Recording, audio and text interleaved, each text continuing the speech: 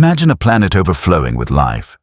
Forests glowing emerald under a burning sun, strange reptilian beasts sprawled across warm stone, and endless blue oceans sparkling like liquid glass. This is Earth, over 250 million years ago. The Permian period. A time when life ruled every corner. But beneath this beauty, something monstrous was stirring. An invisible countdown had begun, a force so deadly it would erase almost everything. In the blink of geological time, 9 out of every 10 species would vanish forever. This wasn't just extinction. This was the single greatest catastrophe in the history of life. And it happened right here, beneath your feet. At the heart of this ancient world was a giant supercontinent, Pangaea. Imagine a landmass shaped like a colossal letter C, stretching from the icy poles to the scorching equator, surrounded by a single vast ocean, Panthalassa. In the middle of this continent, the air was dry, the sun was merciless, and rainfall was a rare miracle. Yet along coasts and rivers, lush green swamps still thrived, ferns and towering lycophytes painting the land in green, feeding giant insects and reptilian grazers. Then the world began to change. Forests shrank.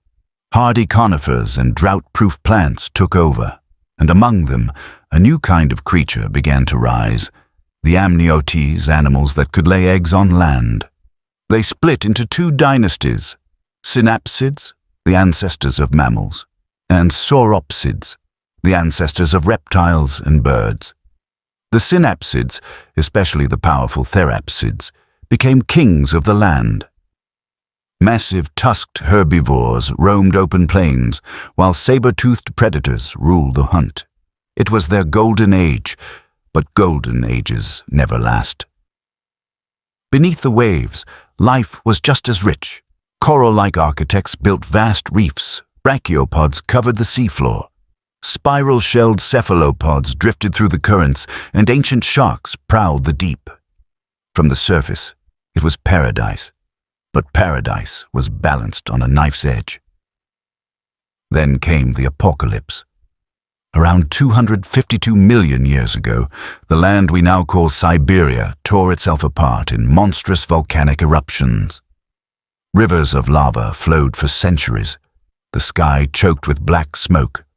Poisonous gases, carbon dioxide, methane, flooded the atmosphere. Forests burst into flame. Rain turned to acid. The oceans boiled. Tropical waters climbed to a deadly 40 degrees Celsius. Oxygen drained from the depths. Entire swaths of the sea became silent graveyards. Coral reefs dissolved. Plankton vanished. Predators starved. Ancient lineages, trilobites, certain sharks, disappeared forever. On land, the heat was relentless. Plants shriveled. Rivers dried. The mighty gorgonopsians fell. Pariasaurs starved.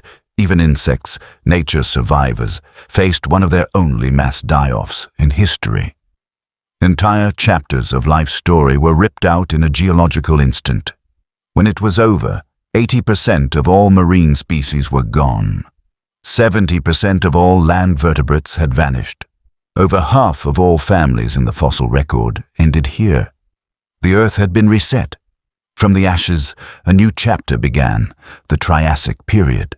Reptiles took the crown. Archosaurs, ancestors of crocodiles and birds, flourished in the heat. In the seas, predators like ichthyosaurs claimed the vacant throne. Within tens of millions of years, the first dinosaurs walked the Earth.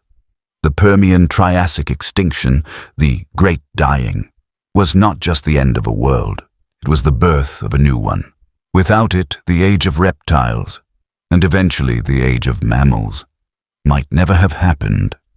So next time you see a lizard sunning itself, or a bird gliding across the sky, remember, they are the survivors of an ancient apocalypse.